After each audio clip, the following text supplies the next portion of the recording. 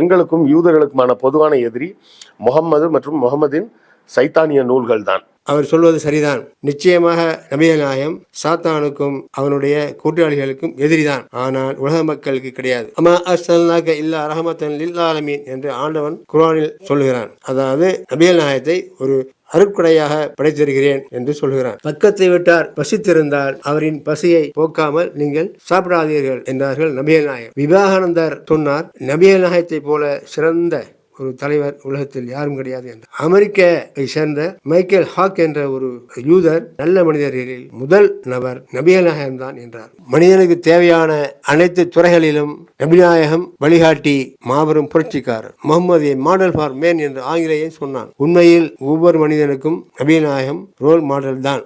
ஆண்டவன் சொன்னான் உஸ்வத்துல் ஹஸ்னா என்று, அதாவது அழகிய முன்மாதிரி என்று. ஒவ்வொரு மனிதனுக்கும் அவர்கள் அழகிய முன்மாதிரி தான்.